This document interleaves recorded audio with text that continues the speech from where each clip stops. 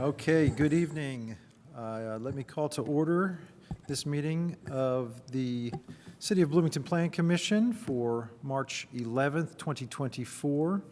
I'll start just with a quick overview of our agenda tonight. This is a slightly different agenda than what you might have expected. We have petitions that we were hearing that have been continued to a special session. That's the Sudbury Development Partners, LLC. So we'll have the special session on March 19th to pick that back up. And tonight we have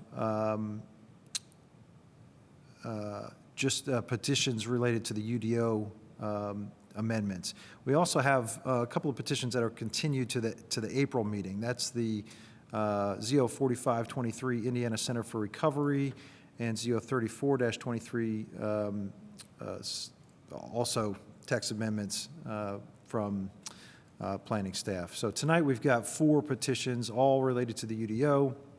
Technical amendments, amendments to Chapter 4, Development Standards and Incentives, and Table of Contents, and then some Chapter 2 and 3, and 7, and then another petition on changes to Chapter 6. So 4 separate sets of amendments that we'll be considering this evening, but we won't have any other development petitions tonight. So why don't we start with just calling the roll. I think we have a quorum present and one joining remotely, but let's go ahead and call the roll. Great, thank you. Burrell? Here. Seabour? Here. Cockrum? Here. Korodke? Here. Kinsey? Here. Stossberg? Here. And Whistler? Here. Thank you. So just a reminder, since we do have a remote participant, we'll need a roll call vote on everything tonight. Next up, we've got minutes to be approved. I don't think we actually have any, though, right? Stephanie, so you will receive those next month. All right, so no minutes tonight. Are there any other reports, resolutions, or communications from staff tonight? Sure, thank you. Jackie Scanlon, Development Services Manager, Interim Director. We actually got to meet our new director last week, so we were pretty excited about that. His name is David Hiddle, and he starts in April, so you will meet him at your next regular meeting. He starts April 1st. So he is currently the director in Tippecanoe County. They have an area plan there, so for the number of towns, including Lafayette and West Lafayette as well, and has also previously worked in Johnson County and in Indianapolis. Yeah, we got to meet him and went well, and seems like he's going to be a good fit, and so we're excited for him to be coming in next month. So you will meet him at that time, and you will see your resolution to appoint him as well. And then one other update is, or 2 other updates, I guess. As Mr. Whistler said, we will be having our special session for Summit PUD on March 19th here in Chambers at 5:30 p.m., as well as our regular Zoom link. So that packet should be going out to you soon, God willing, to give you as many days as you can to take in that information. And then, of course, if you feel it's appropriate, you'll make a recommendation at that hearing to council, or continue to a new hearing with an eventual recommendation to council as well. The last update I have is that one that I have had to give you now a few times in the last number of months is that in this case, our assistant director, Beth Rosenbarger, will be leaving the department soon. She will be gone before your next regular meeting, so I wanted to let you know here. She got a great opportunity at a firm in Indianapolis, so she will be doing that. And so we wanted to publicly thank her for all that she's done for the department and really helped the department move towards its goals. I think I'd also like this opportunity to say she really handled with grace some complicated things that many in the community didn't, I don't think, treat her very fairly about. She's a great professional, a great planner, and we just want to thank her. So that's it. Thanks. Yes, she will certainly be missed, and certainly have appreciated working with her. Any other reports or communications from commissioners tonight? All right. Well, then I think we can just jump right into our first petition ZO 0424. And I think, Jackie, are you running point on all these? Yes. So for those of you who are new here, I know there aren't that very many people watching probably on spring break this year, but we will go through all of these amendments. So if you have questions, feel free to stop me. What I sent out today was kind of an amended version of what I replaced the packet online that had the full UDO with the red line. There were some issues with the PDF, and it was making it confusing, I think, to follow. So we did what we've done traditionally before last year, which is basically split up the red line into each separate ordinance. So first we will discuss the first one, and I will show you what those are. So this is ZO 0424. This is technical amendments, so one of our easier ordinances. I will go ahead and say that this year, most of the changes you'll see in all four are some sort of clarification or codifying a process that we're already doing. There are a couple that may feel more like policy that we can dig into if you'd like, but we didn't really have any large policy issues included this year. So for the technical amendments, we have, you can see here is an example. These are our typical tables in Chapter 2, and there's a reference right above it to the dimensional standards section, and that code reference has been wrong for some time, so there are 22 of those that needed to be fixed. So that's just changing a number to the correct table. So that is what the first, again, like 22 pages of your packet are. Hold on just a second. Let's see if this is going to cooperate. No. Okay, just a sec.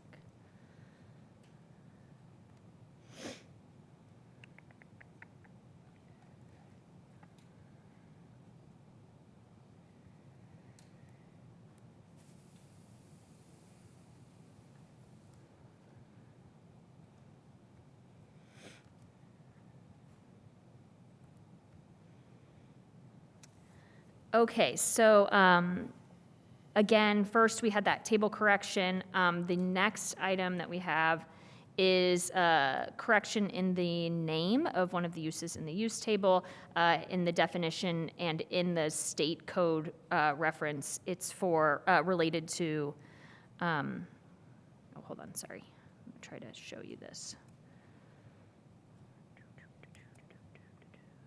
Oh, you can go.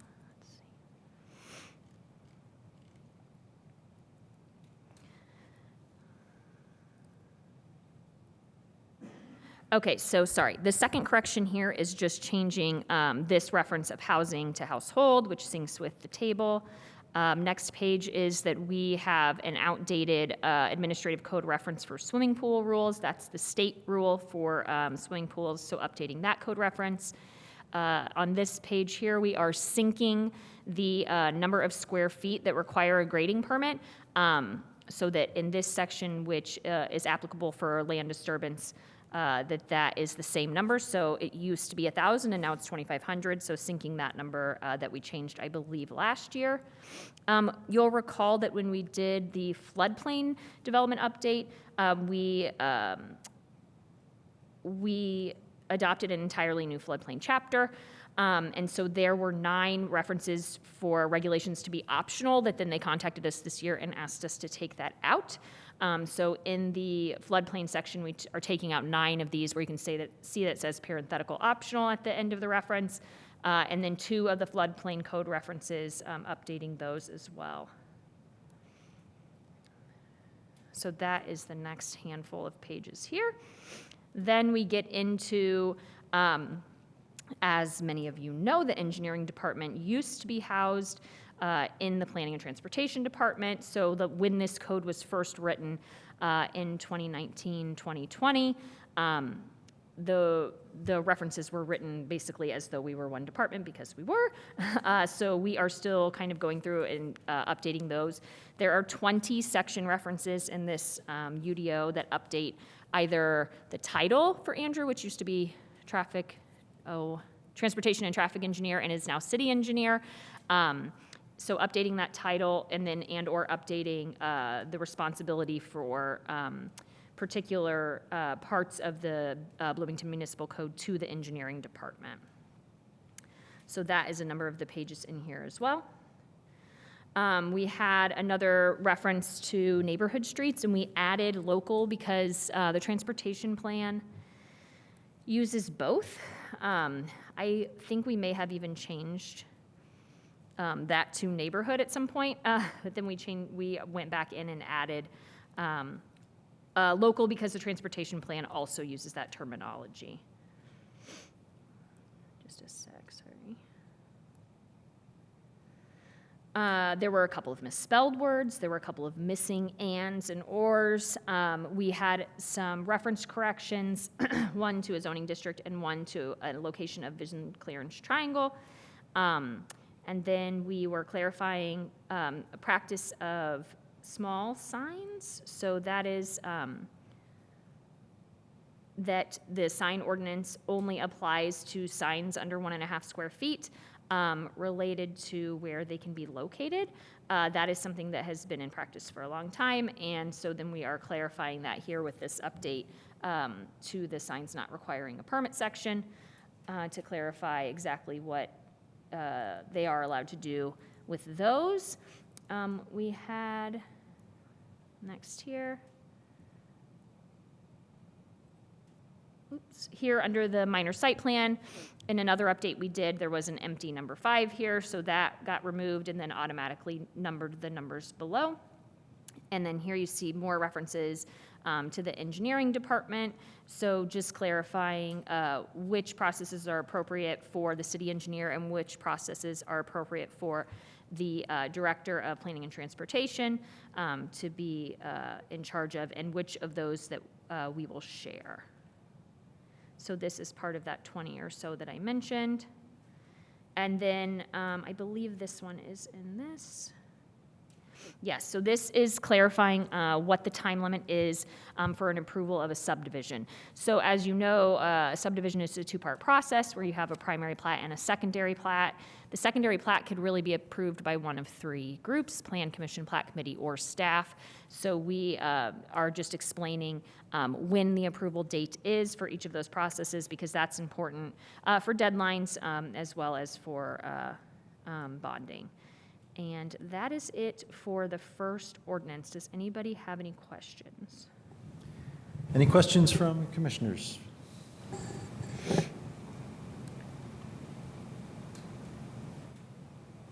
Okay. Seeing none, is there any public comment on ZO04-24? Do we have any online attendees? If you're joining online and you want to make comment, just click on the raise hand button. You may find that under your reactions menu, depending on what version of software you're using. But just raise your virtual hand and we will recognize you to make comment.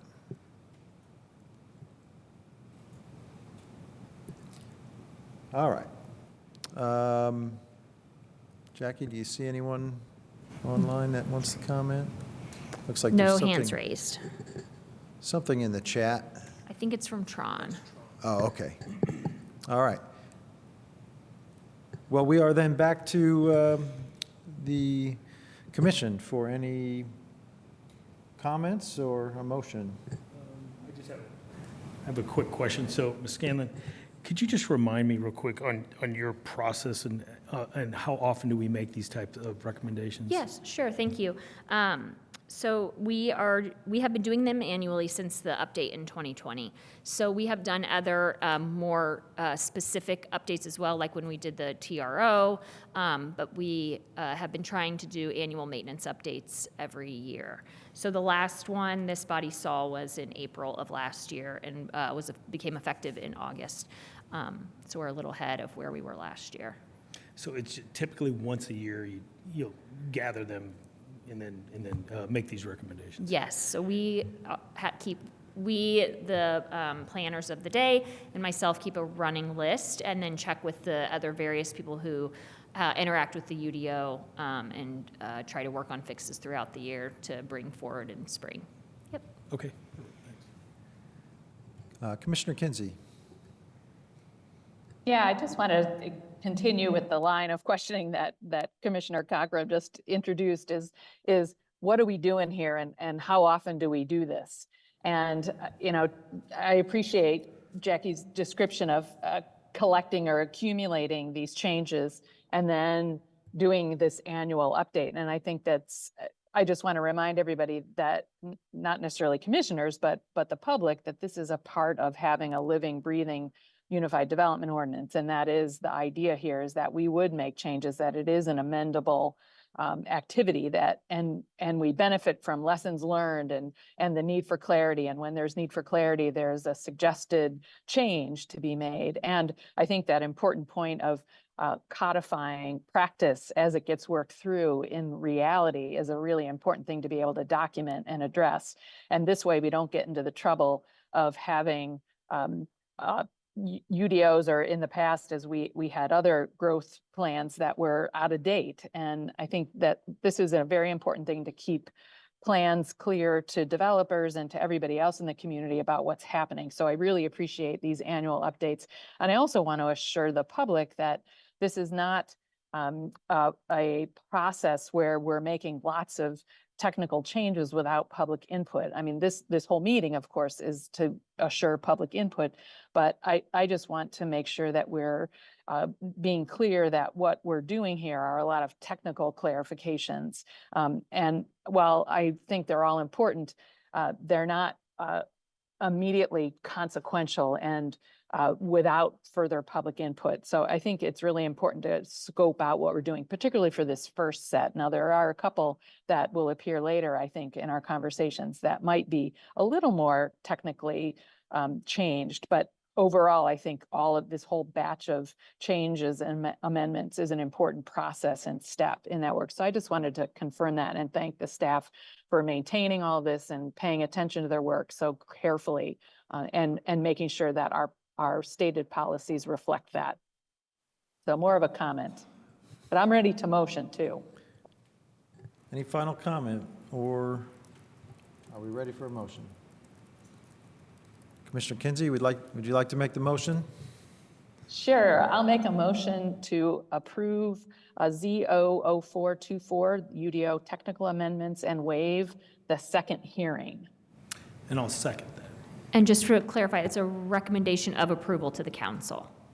Thank you. Recommendation of approval to the council. Thank you. Thank you. All right, the motion is to recommend approval of Z004-24 to the council and waive the second hearing. We have a second. Let's call the roll. Seabour, Yes. Cockrum, Yes. Korodke, Yes. Kinsey, Yes. Stossberg, Yes. Whistler, Yes. Burrell. Yes. Thank you. All right, motion carries. We are on to Z005-24. Oops, sorry, 005-24, this is Chapter 4, and then a couple of table of contents related red lines. So Chapter 4 is where you will find many and, well, all of our development standards. This one is typically fairly dense, or when we have these updates, lots of them are often in Chapter 4, because these are the items that we're using when working with the public to try to help them develop their real properties. And so when we run into issues, this is often where those are addressed. So first you'll see here, this is the table of contents changes. We are adding, we have outdoor storage regulations now. They live in Chapter 3, and it's kind of a weird place. Again, as I just said, thank you so much, because most of our development regulations are in Chapter 4. So this is moving those to Chapter 4. So that is why there was a table of contents change as well.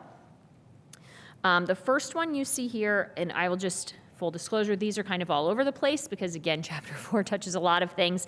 So please feel free to ask any questions, of course.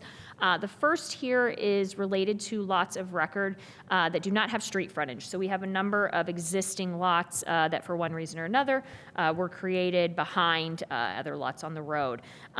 So we wanted to clarify this is what we do in practice, and you can use the code now to get to this answer by following different definitions. But we thought putting it here would probably make it clearer, as we often have to describe that to people, and it gets confusing. So basically, code already indicates how close the building can be on the side that the property owners gain access, but we are codifying clearly that the other lot lines shall be considered side lot lines related to the setbacks there. So again, that's already in code, but this just makes it a little bit clearer for people to understand. The next page is to put in reference to mitigating climate and extinction emergencies into the purpose of the environment section. That was requested by Senior Environmental Planner Linda Thompson. So we included that there. Plastic netting is one that we added in either last year or the year before.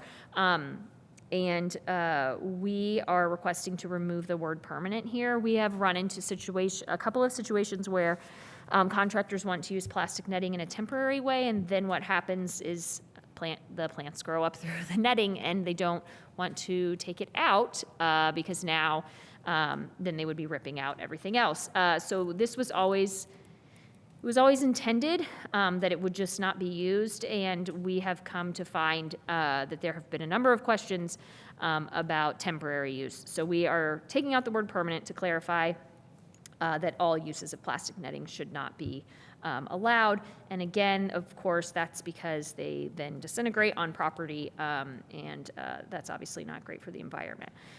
Here we have the riparian buffer section. There is an applicability allowance that if you are on a platted lot of record that's 1/2 acre in size or smaller, that you do not have the 3 zones that are included in a riparian buffer. You only have one. So if you're thinking, of a lot in town that has a stream on the back, instead of having a 75-foot buffer from the stream, they would have a 25-foot buffer. We are extending that to all lots of record, basically, that meet that size, whether they're platted or not. And then under B, we are, this is for being able to, in a situation where you are exempt from providing the riparian buffers, as I just described, there are best management practices that the code requires. And so through guidance from our senior environmental planner, we are changing the permeable paver requirement to 100% and taking out the culverts outfalls reference, which wasn't making much sense and not easy to apply. Vegetation requirements, updating some wording. We did some of this last year, saying current preferred practices instead of referencing specific references, as well as indicating that you may do some of the things allowed here, but you need permission from the department. And again, that would be Senior Environmental Planner Thompson would be the one helping out with that determination. We have that here as well in Zone 2. And also Zone 3. So in all 3 zones, we have added that clarification that you would need permission to do that disturbance. Under the wetlands section, they don't call them wetland resources anymore. They just call them wetlands. So we're just doing a little terminology update here, as well as taking out delineated because that may restrict the wetlands that are being protected there in number 4. Number 6, conservancy or tree preservation easement. This regulation is when you meet the requirement to preserve a certain area of tree cover, you have to have an easement. So the regulation previously was that if you were covering, that if the preservation area you have to require was 1/2 acre or greater, then you had to do an easement. So we've bumped that down to 1/5 of an acre. So not requiring, this is not a regulation that's requiring any more preservation. It's only in a situation when you have to preserve, then you have to do an easement, and lowering that number. And then number 7, clarifying tree protection and how that should be done during construction. And this is something we've worked with Urban Forester on as well. In line with the regulations that were taken forward to council earlier this year. This year or last year? I think this year. Was it this year? I don't know, who can say? Okay. So now we are in the driveways and section, entrances and driveways. We are suggesting to remove number 1, within 50 feet of any intersection, because the regulations below that kind of make that regulation moot. And so it's not necessary. And then we are proposing to change number 2, which is accepting basically circled driveways.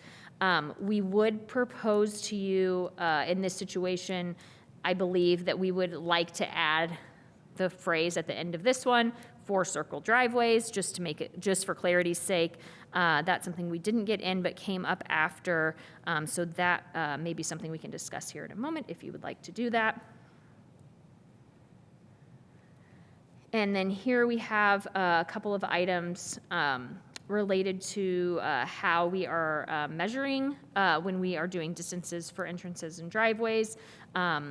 We have had some recently where the right-of-way line was in a different location than maybe the petitioner preferred to measure, and typically, again, this is just kind of codifying practice. We always measure at the right-of-way line, so adding that in here, except for that for number 3, we want to be clear and that sometimes we get driveways that are oddly shaped, and so when we have to measure how wide they are, because that is regulated, that we will be doing it as though you were driving on the driveway and what the width path is there, as opposed to kind of parallel to the road or something that may give a much larger or much smaller number than is accurate for what's actually being used for the vehicle.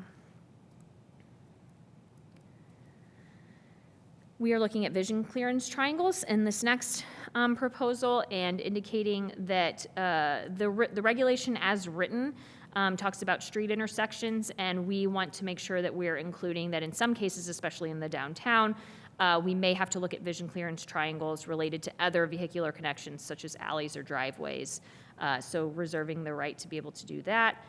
And then this is the pedestrian and bicycle circulation section.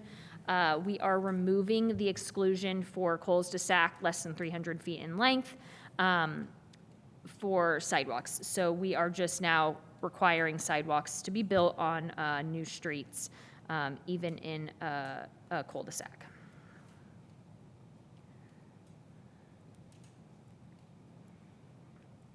Okay, here we are talking about minimum tree plot width. So what can go, this particular sentence is what can go in the tree plot, and we have been asked to replace grass with ground cover. So ground cover is a defined term that allows other types of growth to be there. So that seems appropriate, and we do see that in town in some places. And here we are looking at exceptions for parking minimums? Reductions for parking minimums. I knew that wasn't quite right.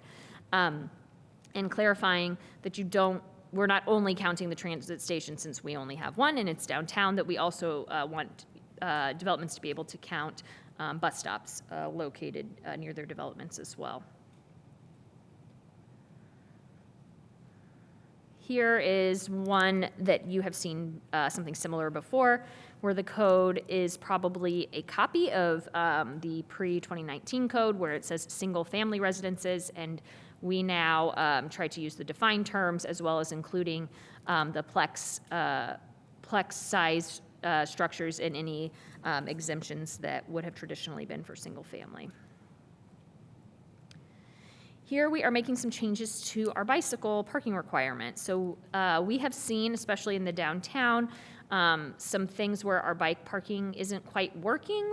We have a minimum number of spaces, which is 4, that have to be built on the parcel. But if you have a building that covers your entire lot, where are you supposed to put 4 public bike parking spaces?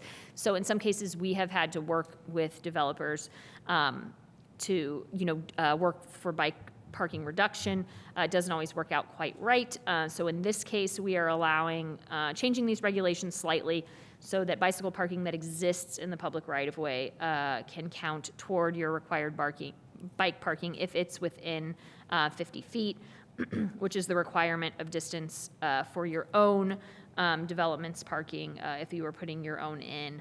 And then we're also saying that the reduction can only be to a maximum of 6, which is the minimum that a development has to have.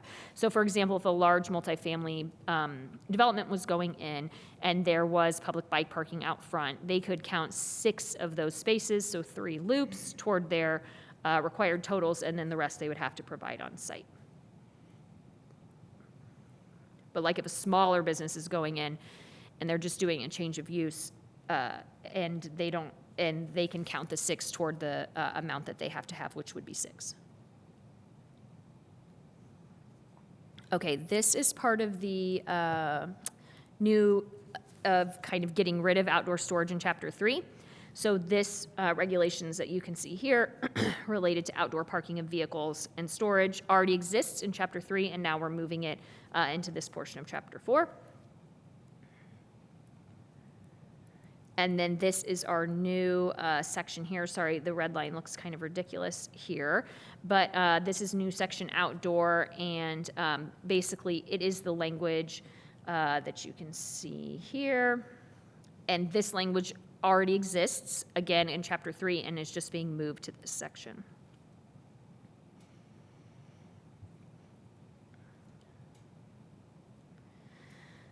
Okay, this next one is related to exterior facades and how we have to regulate the outside of buildings, and basically indicating that recesses and projections that can be required that are at least 3% of the horizontal width of a building is intended to be from the ground to the top of the building to have more visual separation than just having some of the floors be set back. Here is a terminology update. V grain metal is more commonly referred to as V rib metal, so updating that for some of our roofing material, for our roofing material section. Clarifying that an awning or canopy, in order to be counted toward your exterior facade incorporated design element, needs to be at least 24 inches from the building. And that's reflective of another part of code, I believe. Adding the terminology ailing here to clarify what live plantings are for when we are doing inspections. And then indicating that columnar trees, which are not listed in our, I believe are not listed in our approved trees, but sometimes we do allow approval of trees that are not in the code, but that those need specific approval from the urban forester or the senior environmental planner to be included in a plan. Okay, so City Planning and Transportation Department may permit the substitution of required on-site landscaping, excluding street tree requirements with existing vegetation. So this is one that we're clarifying unless the trees are in the street tree location, which is typically not on site, that they can't be counted towards street trees. So this is in response to some questions we have gotten in the last year or so about counting trees that are deep in a site toward the street tree requirement number out at the road. So here in the ground cover section, the code, I believe that it's very similar to what's already here with some small changes and clarifications. So except in the PO zoning district, basically all open area needs to be grass or vegetative cover. We run into, as you can imagine, a number of different situations where property owners would prefer to cover their property in gravel or crushed rock so as to not have maintenance responsibilities for those. And so trying to make that clear that that's not allowed. indicating that you can use decorative mulch, though, in bump outs, like in a parking lot, or within 2 feet of a building, and that you can also use decorative mulch or stone on a plex or smaller property. You just need raised borders around those. What we run into sometimes is properties that completely cover, first of all, aesthetically is maybe not where we're going or hoping to go with the code, but also having no green whatsoever for the wildlife in the area. And then also a lot of times, especially when it's very large areas, whatever they have used there, the gravel, the mulch, or the stone runs off the property over time and is in the right of way and then goes in the storm sewer. So we are trying to manage how much of that is kind of happening. And so this is one way that we do that.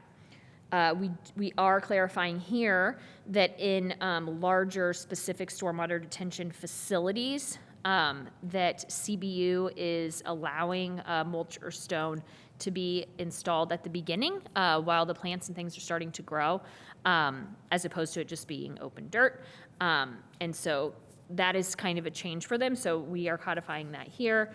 And then also indicating that such things as like swales or outfalls of water, those often do need riprap or stone. And so acknowledging that there are situations where that is definitely the best material to use. Okay, so on to tree preservation. Again, more details about the tree protection barrier as we saw in the other tree protection part of the code.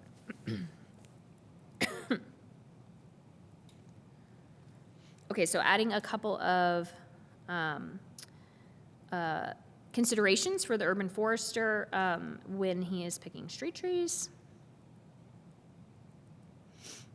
Moving that ground cover that was previously here to the other section that we read before. And then we have kind of beefed up our buffer yard planting requirements. We haven't changed the width of them, but we have basically required more trees. So this was something that the senior environmental planner was working on and got in concert with the urban forester to see, if this kind of plan could work as far as the density of trees, and they both agreed that it could. Then for our biggest buffer, the 20-foot buffer, we still have in the allowance that if those things don't fit for some reason, you can use one of the other allowances, such as a fence or an undulating berm. Oh no, I didn't see that one before.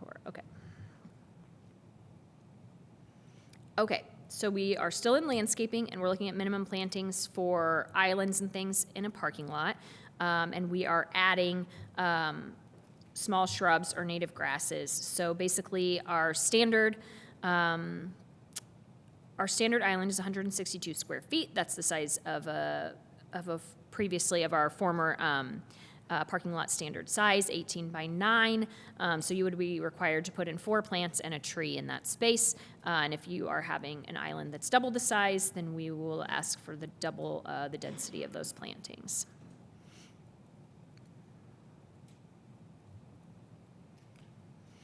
Okay, we are including some new items in our ground-mounted mechanical section.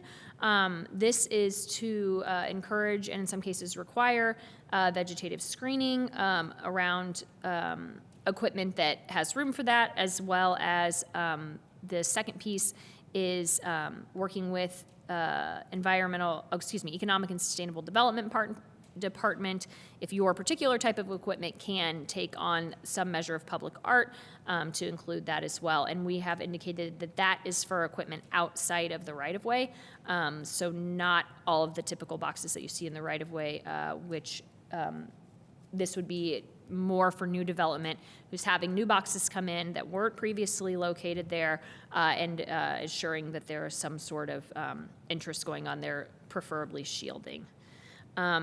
Here we have included in our chain link fencing prohibition, including the access gate. That was one that came up a couple of times this year, so that is the policy. We just wanted to clarify that in writing.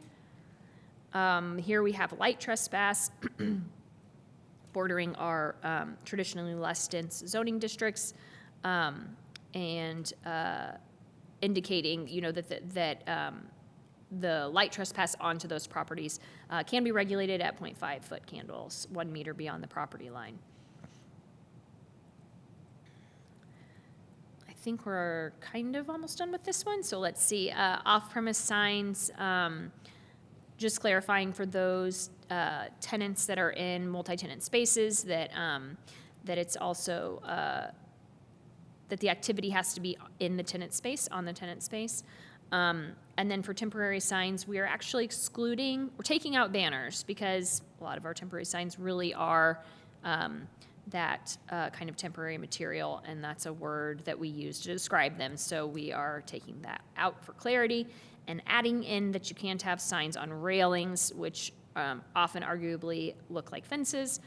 So just clarifying that, though, in cases where they're like on the second story of a building.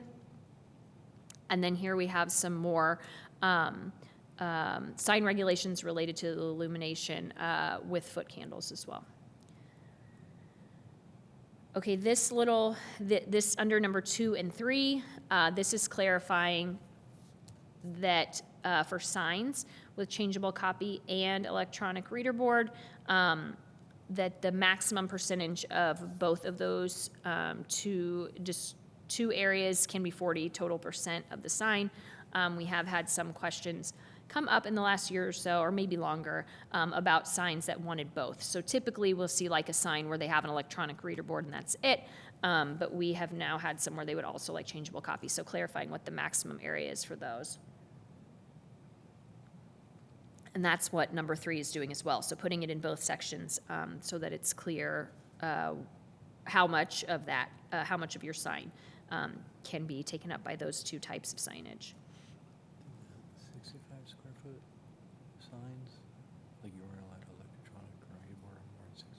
I don't know. 125 did that go away? I don't know. Okay. And then number 4, again, clarifying, just because this is the general section, something that is later in the code and is known, that your wall sign has to be located on your use.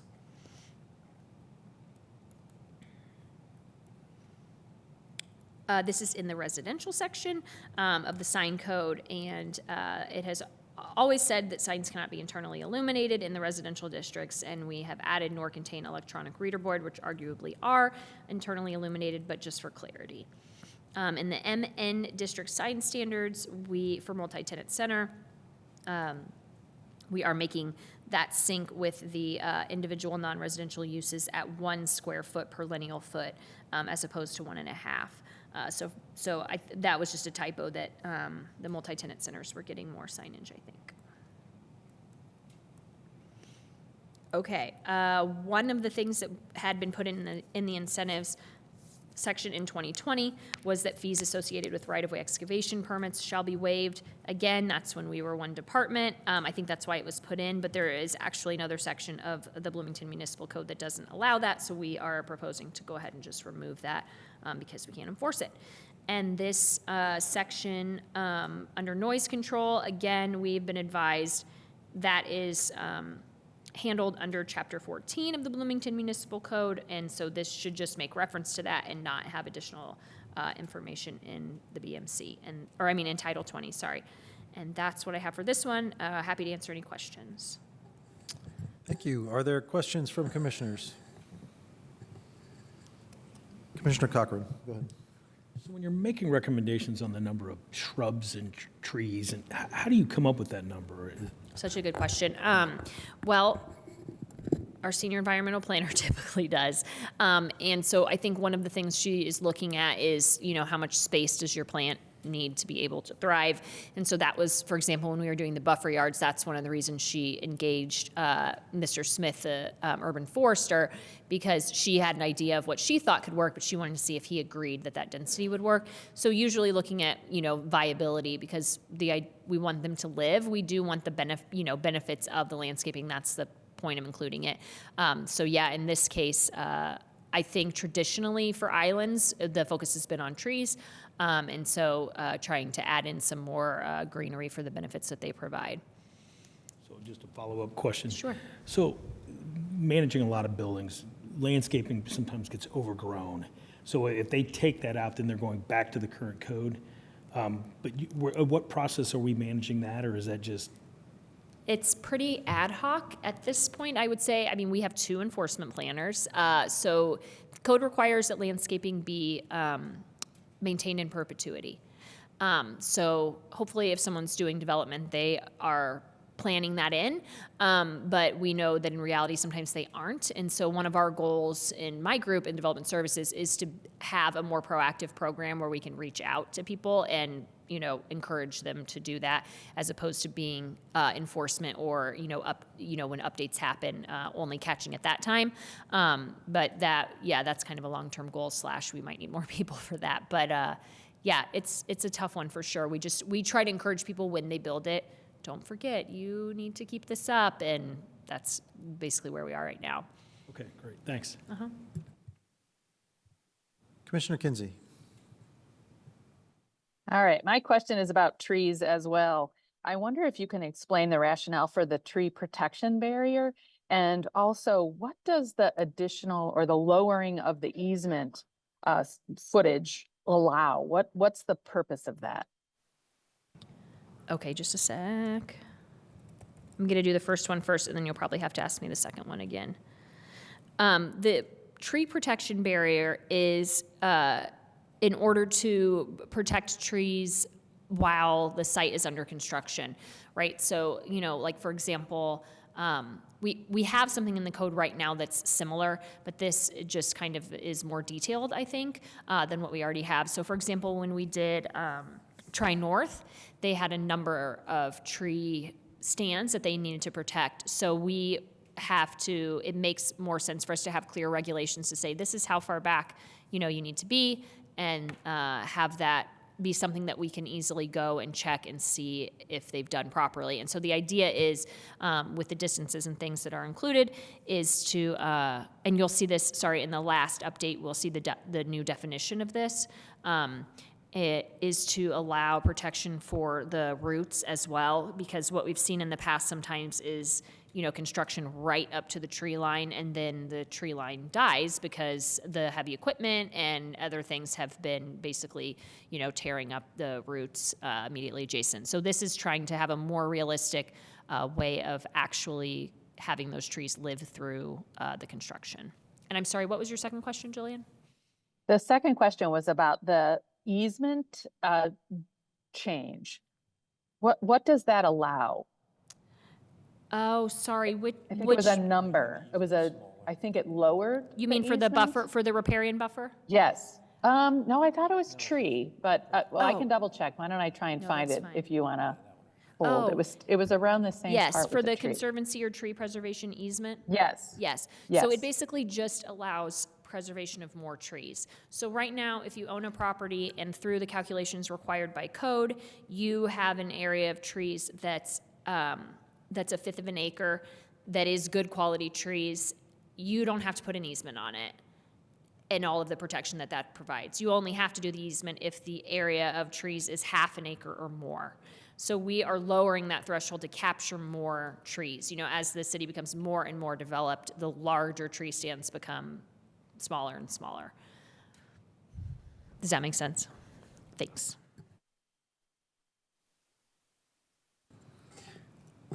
Go ahead. While we're talking about trees, I also was looking at that tree protection, and I'm just a little confused by this sentence. And so I don't know if it's just a confusing sentence or if something needs to be changed about it. But it says the tree protection zone and the tree protection barrier shall remain undamaged, moved, or removed during the entire duration. And I feel like that should say unmoved. Yes, I think that should say unmoved. Okay. Agreed. Okay. Yeah. I think that answers my whole question then. Okay. If it just, Yes. should it just say unmoved? Yeah, so I think the way to address those would be at the end, you know, we could list them, an amendment to make the corrections that were listed and then list them, if that makes sense. I mean, I'm reading that whole sentence and just the removed seems weird too. And the Well, protection so- of it shall remain, shall remain undamaged and unmoved, and it shall Yeah. not be removed. Right, it's Like- possible we should just strike the, yes, we could just strike the or removed. I think undamaged and unmoved would be fine, Okay, yeah. okay. So does that have to be a formal amendment somewhere? Well, I want to say no in my heart, but I think in the past we have like listed them. What do you think? Yeah, I think if we're going to amend it, we should Yeah. we should have a motion on that amendment. Yeah. Call the roll on that amendment, and then our future motion would be to As amended. recommend that approval of the petition as amended. Great. Right. Okay. So I think if that's what you'd like to do, I think it'd be appropriate at this point to just propose that amendment, and then we can. Great, get then that I move that we change the word moved to unmoved and strike or removed from that sentence, which is in section, I don't even know So I what to think you say. could say- Chapter yeah. 4, section H, number 7. Yep, that's perfect. Is that right? UDO page 138. Is that section I? Wait, It's listed as Can section you- I in the spreadsheet. Oh, I can put it up, just a sec, sorry. wait a minute, I can't tell if that's an I or a J. It's a J, J, and it's Then it goes from H to J on, yeah, because because we're pulling out the pages that you're amending. So if you look at the big one, you'd be able to tell, but it's hard to Okay. flip through. okay. So yeah. Okay. And the tree protection during construction section, located in section I, okay. 7. Yes, so then it's section I, number 7. I'll second. So just to be clear, we're in, this is section, or this, on page 74 in our packet, right? Yes. And we're looking at, Oh, you can't see it 'cause of section the 4, Yeah. H7. I-7. I. It's I because in your packet that you got today, it takes out all the pages you don't need so that it is easier to, does that make sense? Okay. It's kind of better for that. All right, so section 4I7. Do you want to just restate it one more time so we're all clear? Okay. We are removing, we are editing the word moved so that it says unmoved, and we are striking or removed so that the full sentence reads, "The tree protection zone and the tree protection barrier shall remain undamaged." Oh, let's add in "and" there as well. Shall remain undamaged and unmoved during the entire duration of construction. Right, okay, so we're striking or removed, and we're striking the commas, and we're changing moved to unmoved. And adding an "and." Yep. Do you need me to read the sentence again for you? Okay. Does anybody else need me to read my modified sentence again? Okay. I think I've got it. Everybody else understand? All right, is there a second for that motion? Ellen second. Okay, all right, let's call the roll on the amendment. Thank you. Cockrum, Yes. Korodke, Yes. Kinsey, Yes. Stossberg, Yes. Whistler, Yes. Burrell, Yes. Seaboard. Yes. Thank you. All right, so we're now back to questions from commissioners. Any other questions on this set of amendments? Oh, sure, go ahead. Okay, I have a question about the bicycle parking thing. And I think that it's because some public bike racks are really full and some are less full. And I guess I'm concerned about suddenly public bike racks being very full of people's bikes for people who are living in whatever these structures are, and thus leaving no space or inadequate space for anybody who might be visiting that area for commerce or whatever. So can you speak to that a little bit and how we can make sure that doesn't happen? Sure. Just a sec, I was trying to pull it up here.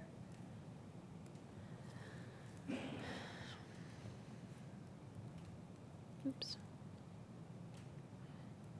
Oh, goodness. Do you want to, okay. Sorry, I was trying to find it, but it's taking me too long. Hold on, let me think. It's page 82 of our packet. Great, thank you. Okay. I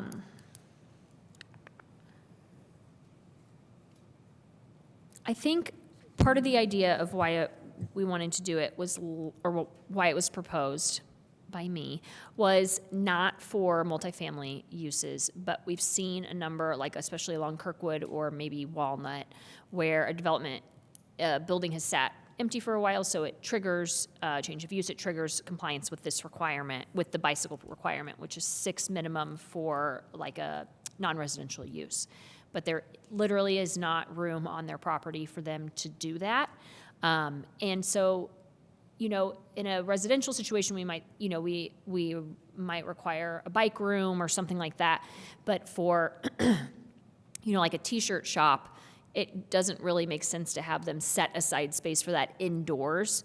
And so in practice, what we've done is allow them to use spaces if they have enough spaces within the right-of-way.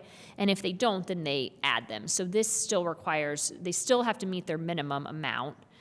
And the most they can use of available spaces is 6. So if there weren't 6 there, they would have to add more, work with engineering to add another rack within 50 feet. So that's the kind of the commercial side. So for the residential side, that is usually based, they're usually required to have more than 6 because it is based on bedrooms.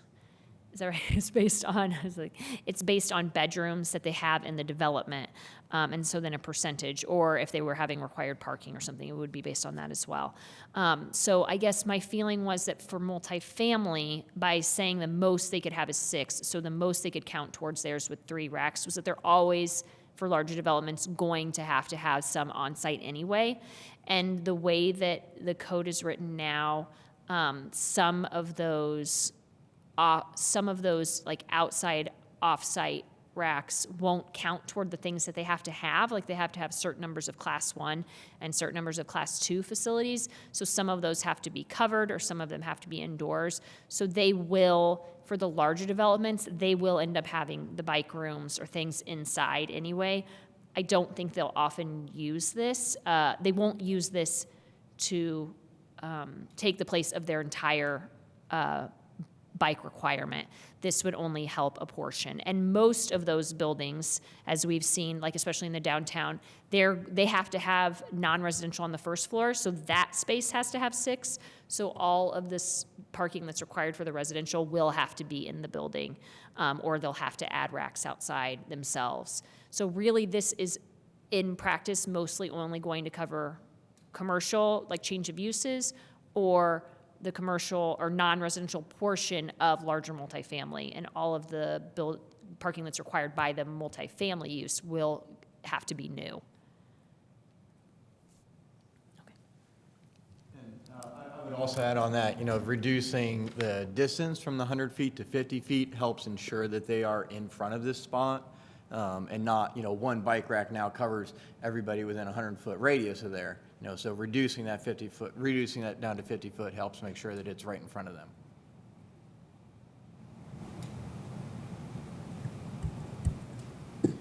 Any other questions from commissioners? Okay. Is there any public comment on ZO05-24?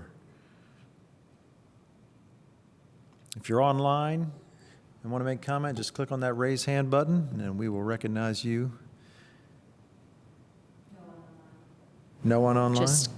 Just commissioners and legal and cats. All right. All right, seeing none, we're back to the commission for any final comment or a motion. I guess a question that I should have asked before. In the staff presentation, there was a mention of circular drives, and maybe you said maybe we'd come back to. explain that? Well, Thank so you, the Andrew. circular drive, and that only comment, you know, the citation that's in that section points to the circle drive section of the code. So it's really just kind of clarifying that that's what the citation points to. So it's not really an error, it's just, let's make it a little bit clearer. So do you want to do that, he's asking? Sure, we're benign to it. If you would like to request that, we're happy to make that accommodation. So it's fine as it is, but a potential enhancement would be to say it is except as allowed for circular drives as defined in We're section. fixing everything else tonight, so might as well clean this up too. So I guess that's an amendment that Yes. is suggested of us to consider. Okay, so this is page 75 of our PDF, page 161 of the UDO for driveways and access.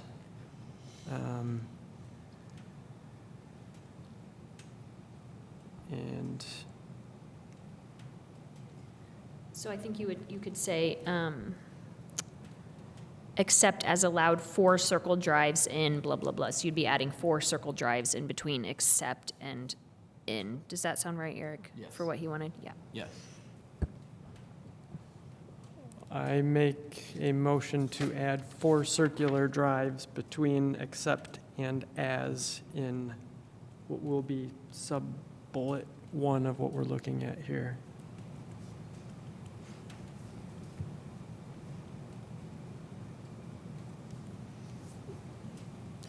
Seconded.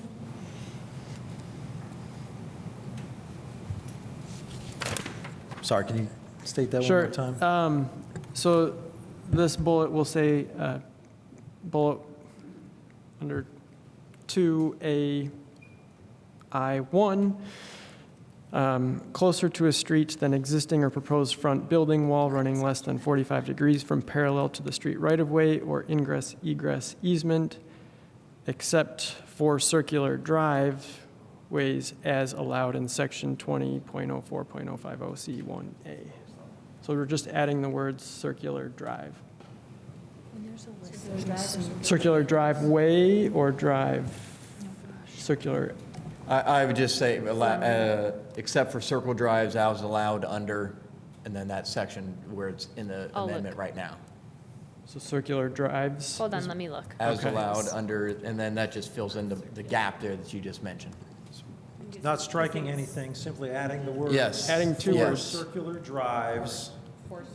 Circle drives, yeah. Circle That's drives. what So it we're calls adding the them. words, Circle Yeah. drives. 4 circle drives between the comma, or between except and as. We're adding the words 4 circle drive. Yep. All right. I think that's clear. Everybody understand?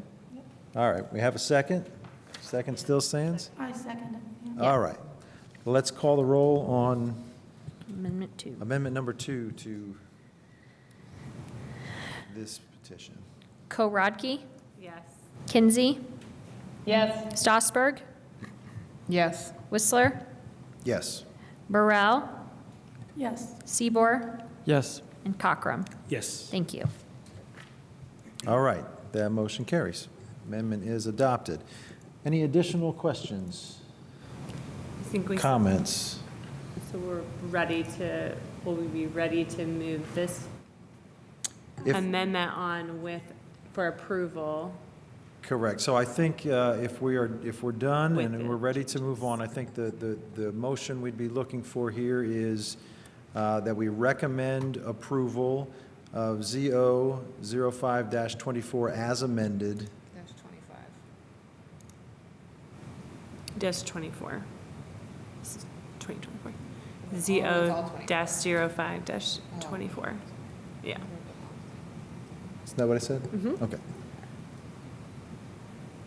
And waiving a second hearing? And waiving the second hearing, yes. Would someone, Yeah, there's no further comment. I'll make a motion to approve ZO dash 05 dash 24. I take that back. To move this on to approval. Recommend approval, By yes, thank recommended with approval to the Common Council for ZO dash 05 dash 24 with the agreed on amendments and waiving the second hearing. Is there a second? Second. All right, let's call the roll on the motion. Kinsey, Yes. Stossberg, Yes. Whistler, Yes. Burrell, Yes. Seaboard, Yes. Cockrum, Yes. Korodke. Yes. Thank you. All right, motion carries. We are on to ZO-0624. Okay, just a second.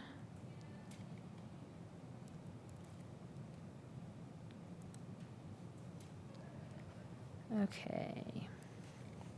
All right, so with this ordinance, Z006-24, we are looking at amendments from Chapter 2, which is zoning districts, Chapter 3, which is use regulations, Chapter 5, which is subdivision standards, and Chapter 7, which is amendments, definitions.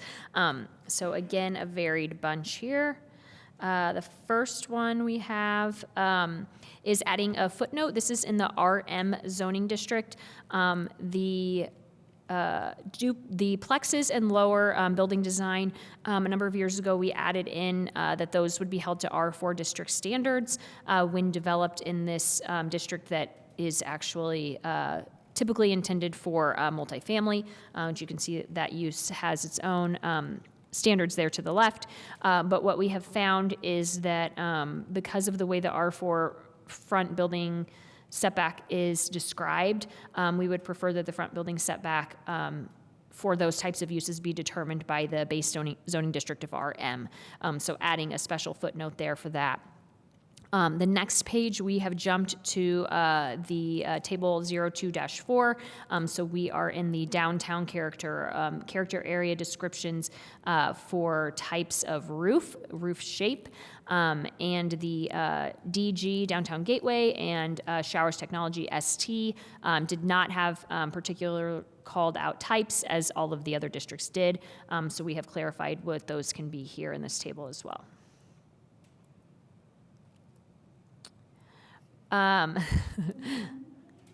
Screen, please. Oh, thank you, Flavia. Just talking to myself over here. Hold on just a second.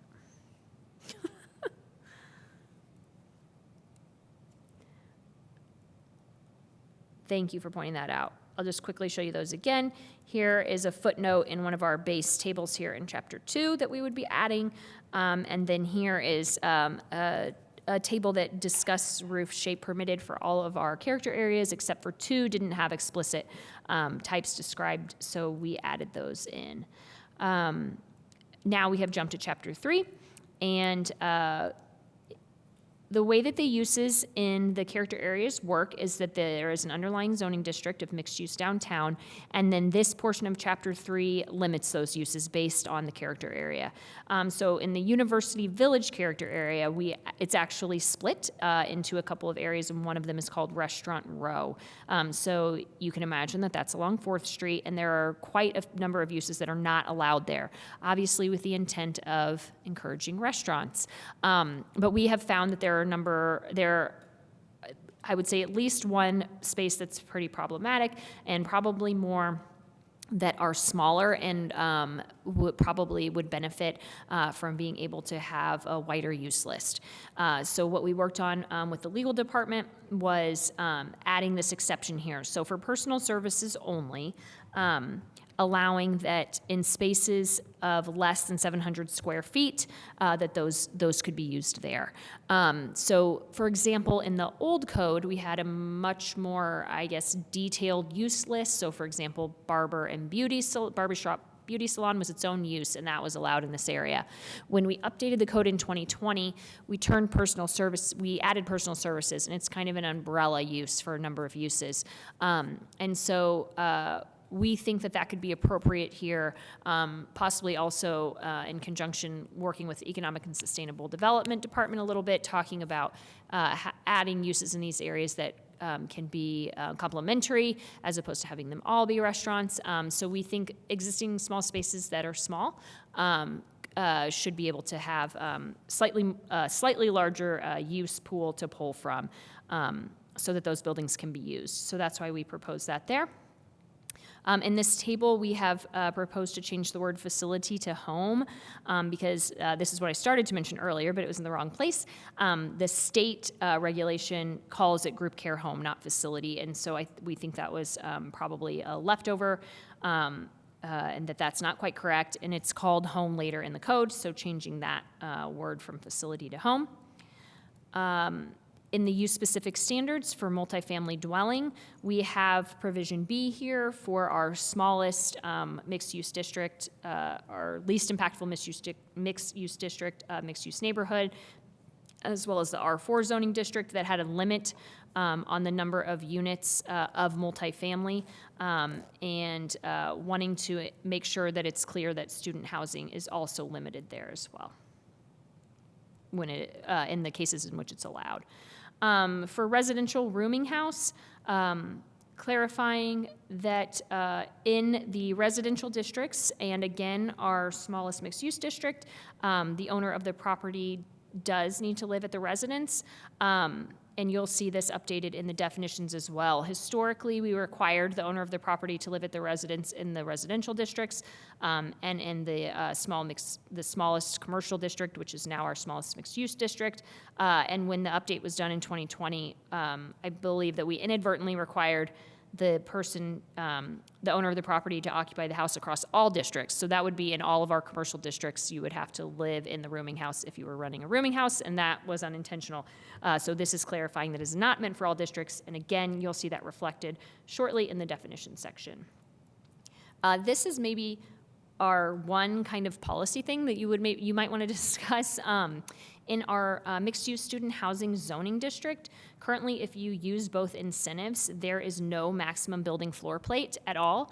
And so we are proposing to add a maximum building floor plate of 40,000 square feet per building, in response, to a lot of feedback that we've gotten that some of the buildings that we've seen go up are quite large, or concern about development areas in this district going forward into the future, and that if large conglomerations of properties are purchased, we will see lots more buildings of basically unlimited size.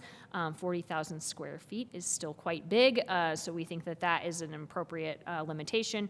And of course, more than one building could be built in a development to achieve larger square footage. This is what I mentioned earlier. This is where our current parking of vehicles and outdoor storage and shipping container sections live in Chapter 3. So pulling those out and putting them into Chapter 4, which was in our last ordinance. And then here we have a regulation related to home occupation, and that we think is probably a carryover from required off-street parking in the old code, and so no longer applies, and so we're proposing to take that out. So now we are on to Chapter 5. Clarifying in a drainage easement that a structure that would hinder or redirect flow cannot be built in a drainage easement area. So right now, the language isn't very clear. And then for riparian buffers, which we actually talked about earlier, we do not have a specific easement for those. We do have a catch-all you can see here at the bottom of the screen called Other, and so we kind of use that. But we went ahead and wrote a specific easement for riparian buffers, as many as all of the other environmental constraints that we regulate have. So something similar to those that we have for the other easements as well. All right, so on to Chapter 5, subdivision standards. This is from another part of code, but moving it to the more general section for subdivisions, that if you have a site feature that is necessary to meet code requirements of Chapter 4, which again are like the design requirements, you can't subdivide those out off of your property. So an easy example might be, if you have some sort of bike parking that is meeting the requirement and you wanted to subdivide, you can't put the line in such a way that that bike parking is now off of your property. Things that you need to meet your requirements have to stay on your site. And now we're into Chapter 7, looking at the definition of build-to range. We are adding the term at least one of the primary structures, front building walls, because in some cases, what the build to range says is that the building has to be built near the road, which makes sense. But in some cases, the properties are shaped in such a way that the way that it was written made it seem like all of your primary structures had to be built at the road, and that may not be possible. We want you to be able to utilize the back of the property as well. So we're clarifying that just at least one has to meet that building forward requirement. Oh, shoot, I meant to take this out. We aren't going to make this change to government service facility. Sorry, I thought I took this out at the last minute. Maybe I took it out of the table. I'll explain why we're taking it out. I can't remember why. Do you remember why? Because other uses that were. Oh, thank you. Yes, because there are other, explain it, will you? Sure. So the government service facility, the definition, as you can see here, is kind of out of a broad umbrella, but we had initially felt like the exception here for offices seemed kind of misplaced, and so we were just going to revise the section of this that says taking out offices, because offices are allowed everywhere, and also it's typically customary to a government service facility. So the error here is that other uses that are separately defined. So if you take that out, a jail could be considered a government service facility, but that is a separately defined use. So we want to treat a jail, and I'm just using that as an example, of a separate use that wouldn't be allowed as part of a government service facility. And so the removal, the striking of this is just allowing us to continue to treat a jail as a jail, or something else, a kennel, for instance. So the animal shelter, wouldn't be just written under the umbrella of a government service facility, but that would be a specific use as a kennel that might have standards that would apply to it. So that is why Mrs. Scanlon was explaining that we are striking this amendment, because we realized there were other implications. So we're just going to leave, it's not really broke. It was really just a confusing definition, but it's fine. And we can answer more questions about that. Yeah. But basically, it was kind of like, it's not really worth it to take office out. And then why would we take office out and not everything else that is also separately defined? So we're just going to leave the definition as is. Sorry about that. I thought I took that out of there. Impervious surface coverage has defined property characteristics, and one of those that we already in practice for a number of years have considered impervious surface is ground floor decks. You can imagine something kind of we tell people as a guide is, can something grow under there? Or is it just completely covered? Then we would consider it impervious surface. So just adding that for clarity, even though we have other things such as stairways and porches on there, that decks are also included. We have a larger fix we probably need to bring forward next year related to kennels and what is done in kennels and what is done with pet grooming and where dogs are staying overnight. But this is kind of a fix, Band-Aid fix for this year, clarifying that the kennel use does not include selling or training, really is just for boarding. And then you'll see further down that we updated the pet grooming use as well. To clarify that overnight boarding can happen in that type of facility if it's incidental, and that training can happen there as well. And this is the fix that I was mentioning before. In the definition of residential rooming house, we had inadvertently required that the owner of the property live at all of them, regardless of zoning district, which doesn't make sense, especially, for example, they're allowed in the downtown and other mixed-use districts. This, I think, for retail sales is just removing a confusing reference to other use that isn't needed, and also making a table reference update. And here are the tree protection things that go with what you've already seen in the previous ordinance. So we currently have a definition for tree protection fencing. We've been asked by Ms. Thompson to update that to barrier. And then, so this is clarifying that it's temporary fencing used to protect existing trees, including roots and crowns, from damage during construction. And then the tree protection zone is described more thoroughly below, and that is a term that is also used other places in the Bloomington Municipal Code by the urban forester. So adding that here so that we are having continuity across the titles. Removing a couple of words from our vehicle sales or rental definition so that it's clear that basically that use can't be used just for storing vehicles and having parking lots, which we've had some issues with. And that's all I have. I can answer any questions. Thanks. Are there any questions from commissioners?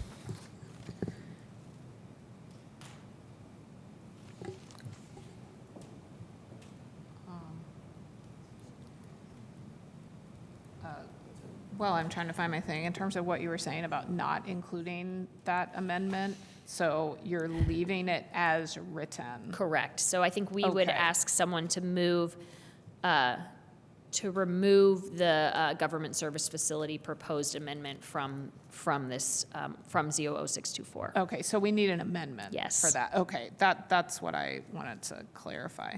So we need an amendment to not include the proposed change under government Yes, please. facility.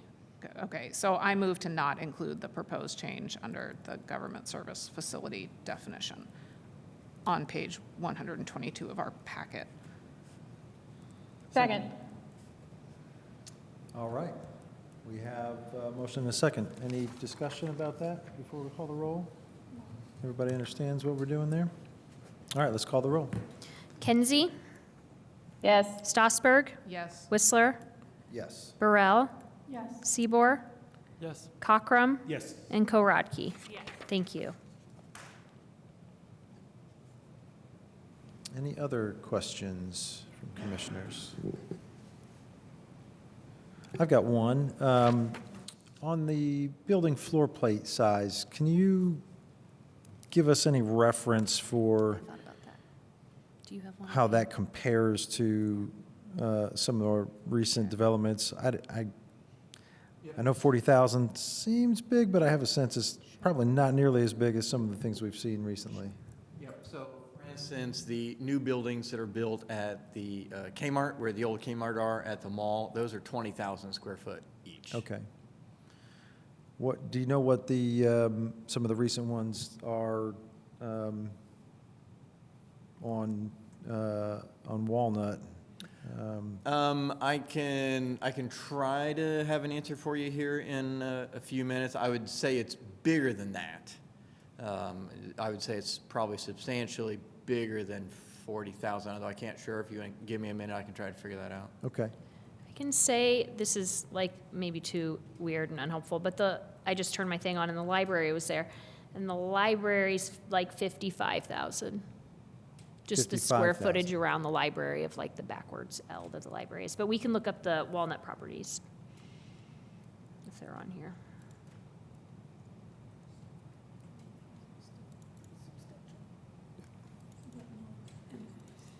Or where's- So that is, well, I mean, so the library is pretty much a downtown block, right? So this is saying we couldn't have a building that takes up an entire block. Right.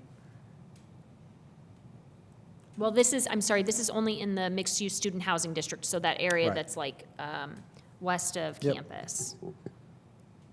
I think there's a couple other places on the map, but that's the main place.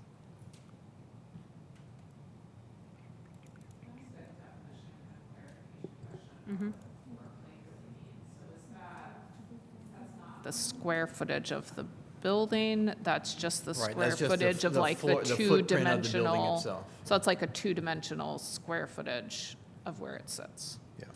Okay. And that's per building. You can have Yes. multiple Correct. buildings in the Yes. same parcel. Yeah, so But that's each just, building would be each limited to- individual building can't be more than that. Got it. Okay. But this doesn't affect like how tall a building can be. It's No. just Nope. about, Okay. Okay, so this is, while Eric looks that up, this is, I just forgot what it's called. Evolve, which is not a square, you know, it's whatever this shape is. And that, you know, this is obviously very rough, but if you outline that area, that's only 34,000. So does that include, is it just the exterior perimeter? Does it, so if I have a courtyard in the middle? Right. Is that subtracted? Yes. That would not be included. Right, so in this image, the 33,000 is only the white roof, and that's what we would be checking. Got it, yeah.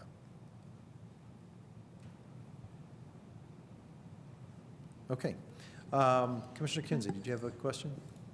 Yeah, along this same line, I wonder if you could repeat the rationale for this. It was driven by concerns about monolith, enormous structures. So this is a way to at least put a maximum floor plate on that. That's right? Yes, so I think, you know, it's the thing we've talked about a lot, I would say, in the last couple of years, where when we're proposing these changes or seeing different, you know, hearing from people about different regulations they'd like to see, is that we're trying to balance the needs of all the needs that we have, so that we need housing, but that we also want to be environmentally conscious. We also want to support business. And so when the regulations were written, we really didn't know if our idea about mixed-use student housing would work by having that district up there right by campus, and that it would have looser regulations and that people would build there. But it seems, you know, in our conversations with developers that people have taken interest and started there. So maybe at this point we don't need the like the wheels to be quite as off as they were, of saying, you know, oh, we can develop up here. You can still develop up here, and you can still build really big buildings that you can't build in other places. But maybe it's time to kind of move the line back towards some of the other other kind of competing interests. You know, as far as aesthetics and people not enjoying buildings of that size and that type of thing. So putting a little bit of a cap on it, but having it still be pretty wide open up there. Does that make sense? Or did that answer your question? I think that's I think that's an important thing just to reiterate, because that has been a real concern when we've reviewed recent buildings, and whether it's the Verve space or the one that came after that, or the ones that I mean, those are probably the ones that are closest to that area too. So I think this is a good move, so I appreciate a little responsiveness around what has been public comment about these spaces. So I think it's good. I'm going to show you one more image because, again, I mean, this is just looking on Elevate and doing an estimate, but this is the, and Eric, you can correct me if I'm wrong, but the Verve is 2 buildings, right? Like the one right by the road and then the one in the back are technically 2, but the one right by the road is like, when you just do, you know, on Elevate, the estimated size is like 64,000. So bigger than what would be allowed by our proposal. It's a very big building.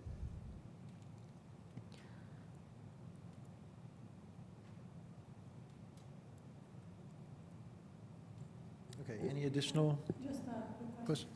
So is 40,000 is per lot? So if there's several lots, how does that work? Sure, it's not per lot, it's just per building.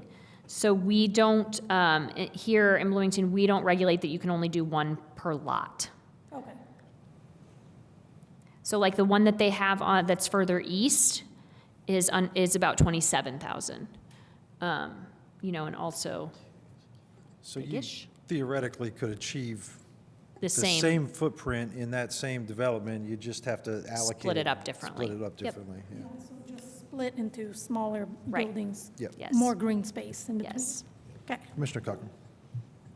So how would the parking garages, I'm thinking, you know, they could cover quite a bit of area, but you just showed the Verve, and that has parking and housing.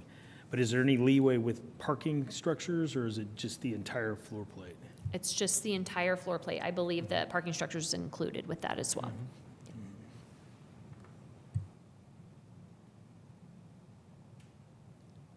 All right, any additional questions? Commissioner Stossberg, go ahead.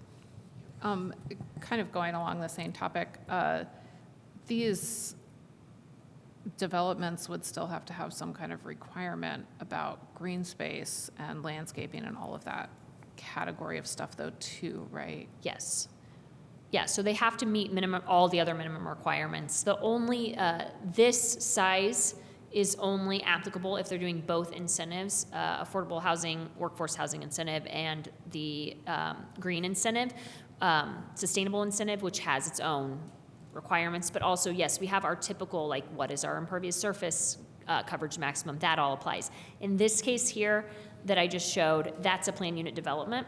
So that was all negotiated and is, I would say, I think I could confidently say probably less green than it would be otherwise. Though, I mean, you know, the creation of the MS district was for housing, so their impervious surface coverage is like greater than maybe in some other areas of town.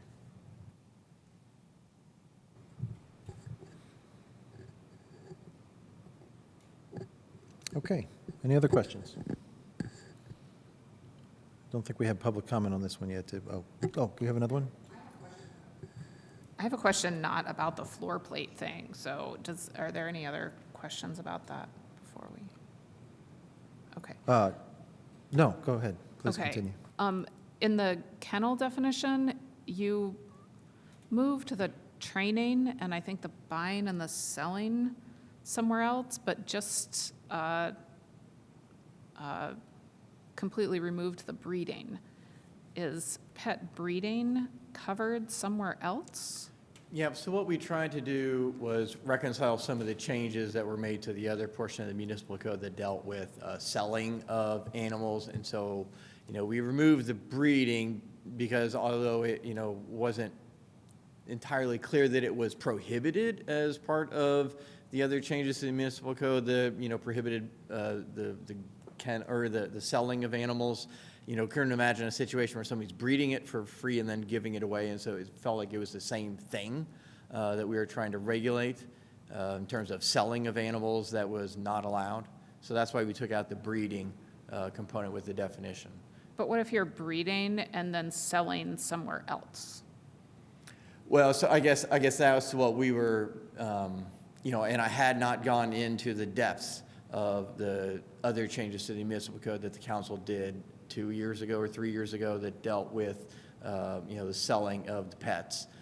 You know, but it felt like that this was in line with the keeping of what we were trying to accomplish with that in terms of prohibiting selling of animals, but also, you know, the breeding that goes along with them. And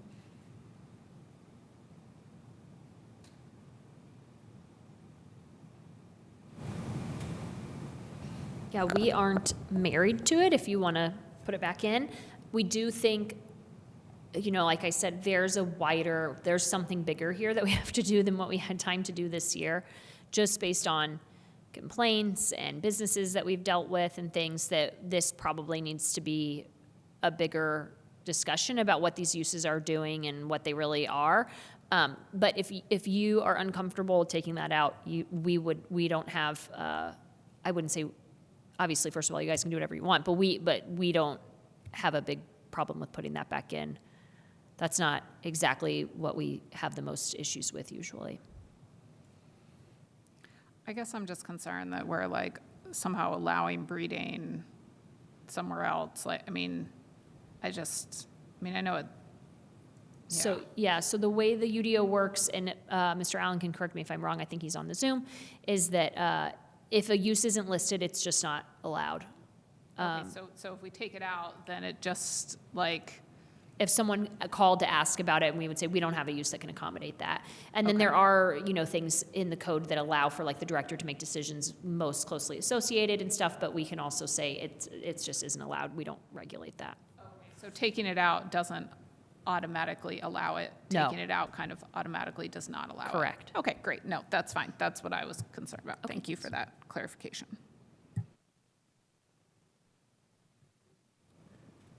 Did you have any other questions?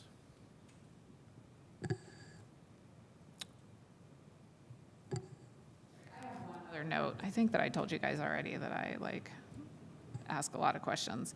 On page 129 in our packet, where we removed the display and the or storage, I think that we need to add an or in front of rental, because otherwise the sentence doesn't read right. So I guess I move that we amend the, is that a definition? Yes, the definition for vehicle sales or rental to add the letter or in front of rental in the first sentence, so that it reads, an establishment that specializes in the sale, lease, or rental of light motor vehicles.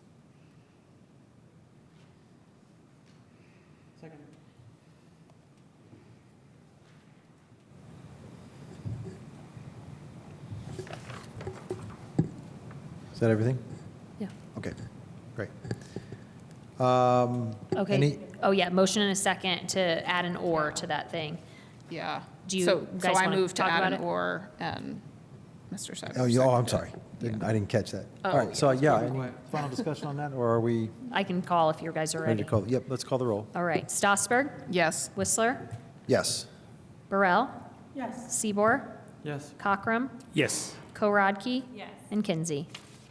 Yes. Thank you. All right, that motion carries. Any other questions or changes? You're good? Okay, well, then I think we need to go to public comment. Yes. On ZO 0624. Is there any public comment? Oh, shoot. You probably should have asked for public comment on that amendment as well. There, right? Guess that's probably So yes. just- I don't know if there is anyone who, I mean, there's no one online. Is there, is there any public comment on the amendment? All right, seeing that. Any public comment on the petition as amended? All right, seeing none, then I think we are back to the commission and ready for a motion on the petition as amended. I'm sorry? Yeah, go ahead. So, no, I'd just like to thank the planning staff for some of these changes. I know that in the University Village, the 700 square feet, I happened to work with them on that one, and felt like you guys listened to the business owners, the public, and tried to problem solve, and I think it's going to add a lot of value to it, so I appreciate that, so.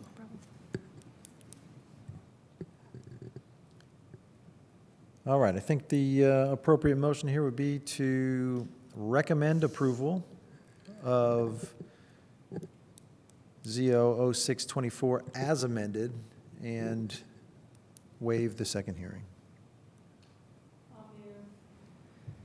That we move this forward with the proposed, with the accepted amendments with approval to the Common Council for ZO-06-24 and waive the second hearing. I'll second. All right, we have a motion and a second. Let's call the roll. All right, Stossberg, Yes. Whistler, Yes. Burrell, Yes. Seabor, Yes. Cockrum, Yes. Korodke, Yes. Kinsey. Yes. Great. All right, motion is approved. I think we are now on to our final petition of the evening, ZO-07-24.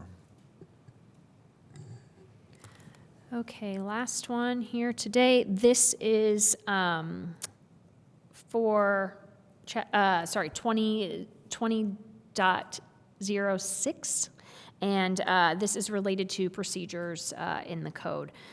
So the first one we're looking at here is our table 06-1. This helps us know what processes need to take place during our procedures. And one of the things listed here isn't quite right. It indicates that secondary plats need to go to the DRC meeting, which is an internal meeting.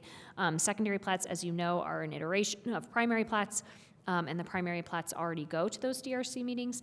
And one thing we did when we updated the code, I can't remember if it was the full update or one of the years after, was allow for staff to do secondary plats. And one of the reasons for that was to help that process be expedited, and requiring the DRC meeting makes you have to be on the same schedule as a plan commission petition, which is in direct conflict to what we were trying to do.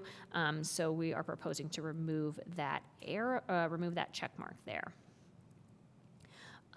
We are in the payment of fees section here for common review procedures, and we are proposing that application fees for permits be waived for nonprofits and units of government. So petition fees are already waived for nonprofits that are 501c3s, and some units of government as well have permit fees that can be waived, so it's a little bit confusing from an administration standpoint, which is which and what does what.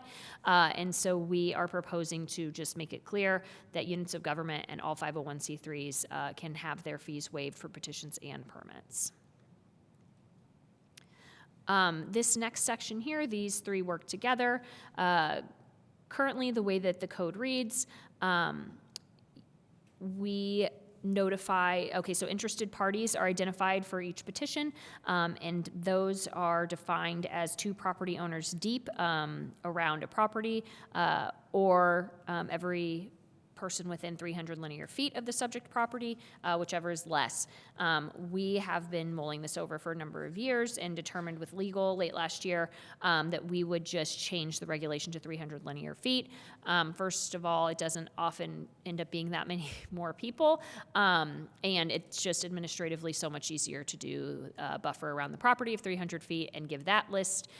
Technically, the petitioner is supposed to provide us with a list, but because it's so complicated, we basically do the list for them. In this way, they could become more involved in that. So this is just reorganizing this section and adding the 300 linear feet at the top so that the 3 caveats still exist, and taking out the 2 sections that described the other interested parties.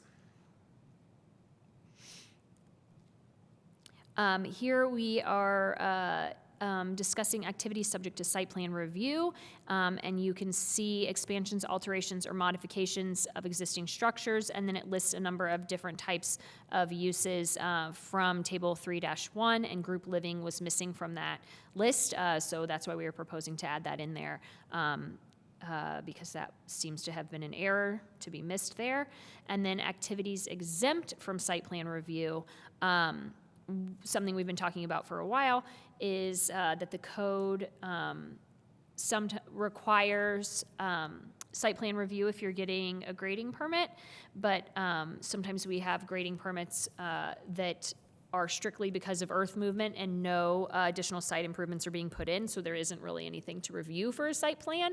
We review the grading permit and all of the things that are done through that with the grading permit process. So if they're not planning to put anything else on the site after, there's nothing to do for site plan review, so exempting those makes sense to us. There's a spelling typo that needed to amend. Where? Last one. It says no instead of not. Okay. I'm sad. Sorry, that was part of the first one. And this is an explainer of the way that we already use this regulation, but just so that can hopefully be clearer. A site plan is considered expired for the expiration period that's described above if no grading permit has been approved related to that site plan, or in such a case where no grading permit is required, that no certificate of zoning compliance has been approved related to the original approval. So that is what we already do, but just codifying that so that can be clearer. Sometimes that's confusing for petitioners to know when their timeline starts. This is the demolition delay section. There's a lot of explaining happening here in the purpose statement, so we are just moving that to applicability, not changing any of the content, but just having that be in a different section.